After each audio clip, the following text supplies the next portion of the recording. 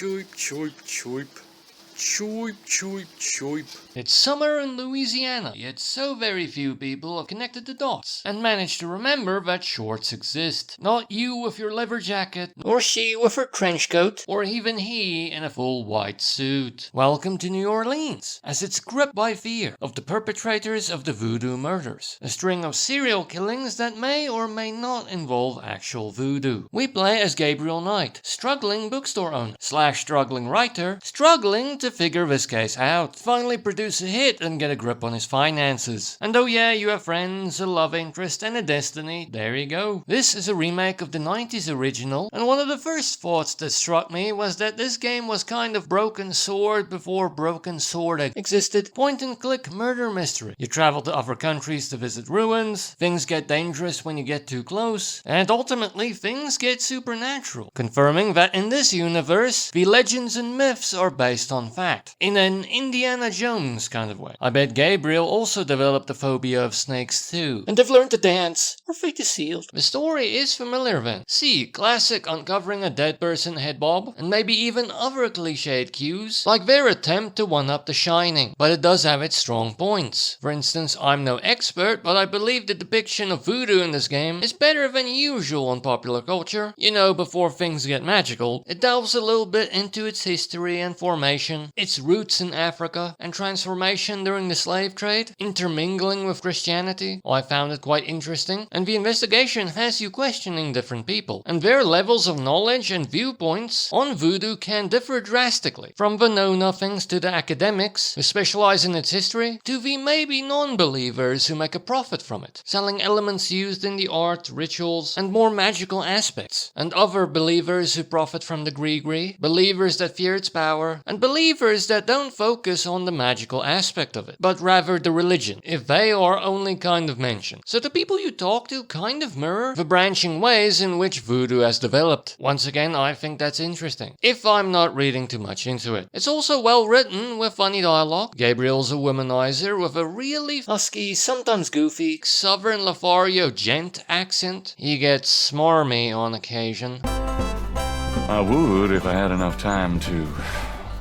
do it properly. But he can get a bit endearing when his voice softens, and falters when he gets sorrowful and wistful. How's it going, Granddaddy? Gran talks a lot about you, Harley. And the characters are cool, especially his assistant Grace. They have a nice back and forth. So, what's new, Grace? Your use of mathematics, for one thing. These books are unbelievable. What can I say? I refuse to be bound by rules. The strap marks on your bedpost speak otherwise. A way the writing may set a foot wrong is in the fact that women seem to respond to his charms. Okay, sure, he and Grace have history by this point, but really, Malia Getty, the wealthy, beautiful socialite, is this easily swayed? Their love story can be a touch forced, although you can argue that it's a slightly more unique approach, because she's powerful, serious, seemingly unimpressed by Gabriel, and he in turn doesn't approach her with the same playfulness he does other women, rather an earnest awe. Don't go. I need to talk to you. Whatever for? I can't stop thinking about you. I've been in your thoughts too. I can see it in your eyes. But on the other hand, perhaps that's what makes the speed of the relationship growth so forced, as there's very little to suggest kindling, and in keeping with the story, it's more like destiny. But on the other hand, you could argue that she seems unapproachable, and maybe Gabriel's sheer boldness to try was enough to get the ball rolling. It's not as dark as you'd expect from a game that has heart removal, at least initially. A lot of that is probably due to the surprisingly light color palette, the warmth and abundance of light. At worst, usually you'll see afternoon sun, and admittedly on those rare occasions, it does have some creep about it. It looks good, is well designed, adventure game rooms with foreground elements, so you feel cramped in cramped rooms, and some truly pretty screens, okay 3D models, and Stellaris-like 2D animations during conversations, which is good because I don't think 3D models actually display emotion, although in all fairness, it's not exactly like these are that much better in terms of emotional range. Musically it's great though, if once again it can waylay the darkness. It's thematically all over the place. Orchestral...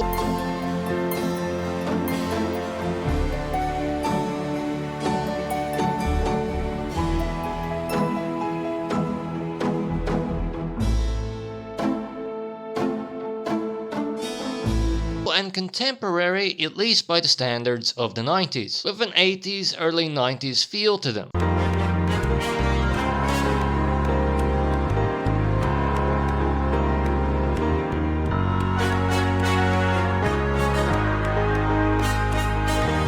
The tracks usually have a lightness to them, and once it even goes saccharine.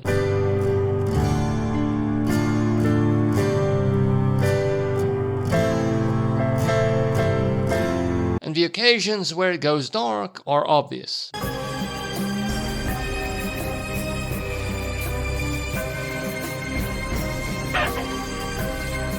There are tracks that go a bit more serious, cool, but you don't necessarily equate them with dark.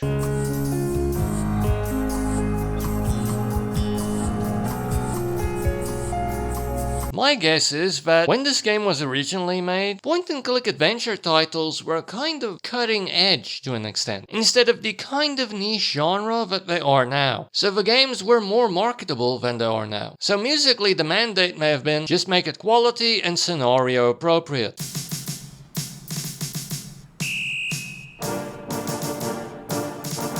With a generality, genre-wise at least. Tick all the appropriate boxes, keep it recognizable at the same time, to ensure more of a mass market appeal. And that isn't the worst thing in the world, because as said, the tracks are good. Their quality and a complex, unique composition is what does the talking. It's just arguably they don't really add to a game personality. The voiceover work is quite good too, which we went into earlier. I never played the original, but I think its voiceover work may have been superior, because as they describe it in the developer commentary, they managed to secure quite a large cast for it, including Tim Curry. And, down to the times that we were able to actually afford that cast. But the replacement cast is good too. The narrator especially when she's being mean to Gabriel in a resigned tone. The welcome mat is well worn. Unfortunately, that's only because Gabriel picked it up second-hand, not because of the stampede of customers. And the voiceovers are extensive, a lot of lines of dialogue. You can even ask people things that aren't relevant to them. Yes, Gabriel, do ask your grandmother about serial killings. That's an efficient use of your time. The only bad thing about the voiceovers I can remember is that a lot of the actors do seem to force the stereotypic local pronunciation of New Orleans. What can you tell me about Nolans? Best food in the world.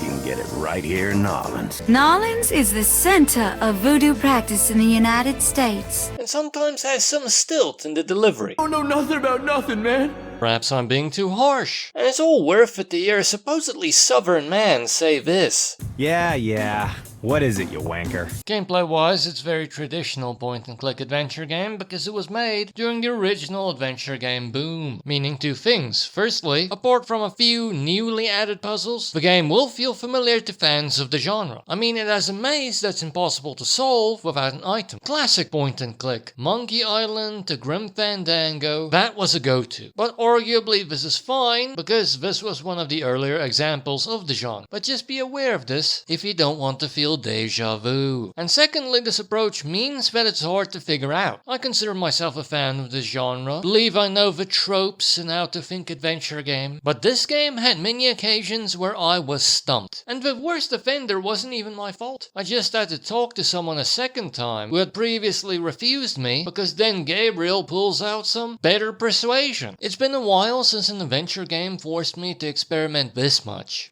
Old school hardcore adventuring. Stuff so specific and easy to miss that they're not even mentioned in tier 2 hints. The game plays in days, and each day you have to do a set of things, and upon completion Gabe will go to bed. And on later days, certain things that you didn't recognize may come into play, or you can even pick up items before you really need them. Sometimes it feels like I grabbed solutions out of thin air. Happy accidents. Or maybe it was the fault of very subtle instructions, or weird in-game triggers. But suffice it to say, I feel like I skipped a step. For instance, this poem is important, but I read it on the first day, before I left the bookstore for the first time. The audio cue played that said I did something important. return, but the information was not yet logged into the journal. Probably only did that days later when it became relevant, and I sort of forgot about it. Assumed it was an optional, inspectable item, and this threw me off enough that I had to use a walkthrough, I believe. But on balance, some other things are easy, very easy. So maybe on average they deliver some acceptable level of brain burn. And while the developer commentary is cool, if on occasion you can tell that not all of the people interviewed could probably come for an in-person recording. Stu Rosen. Stu Rosen.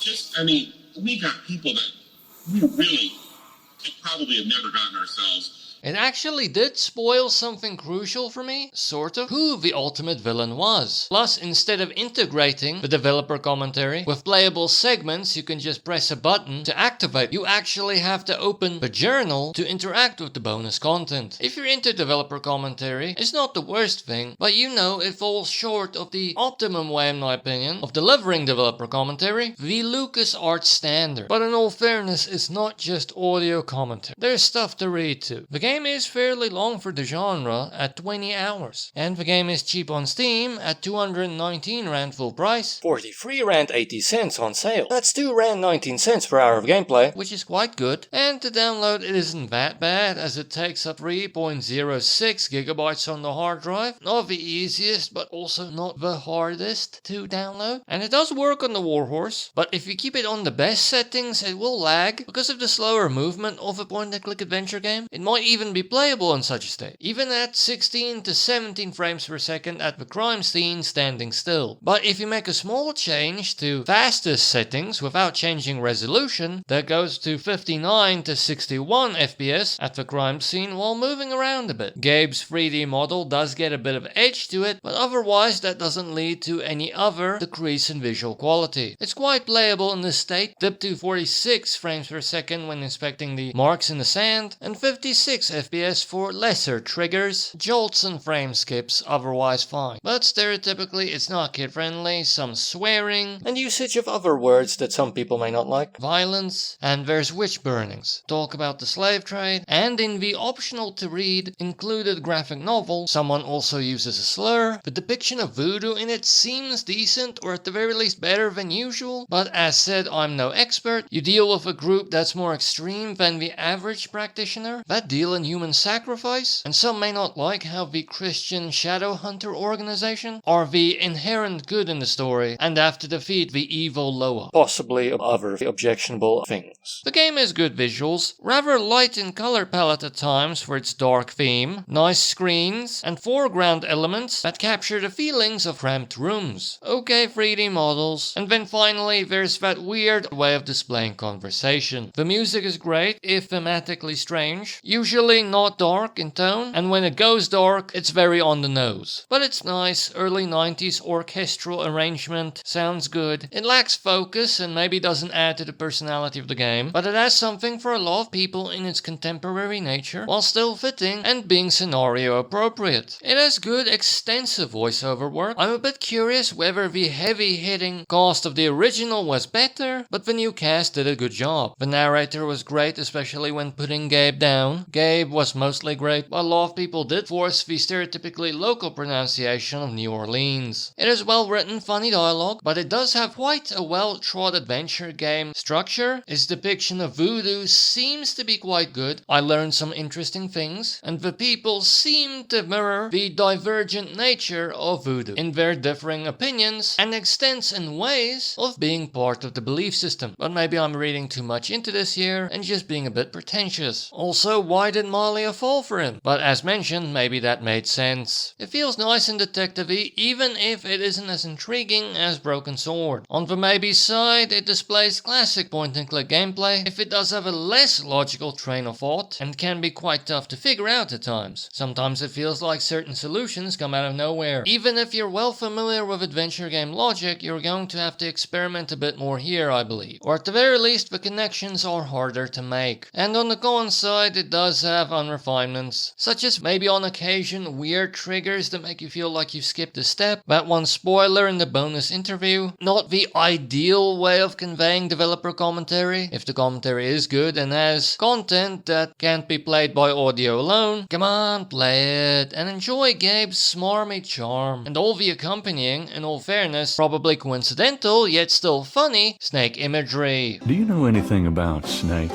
Doing a family tree, Gabriel? Very funny. I mean real snakes, you know, scaly, cold-blooded. I would have thought you'd find them empathetic.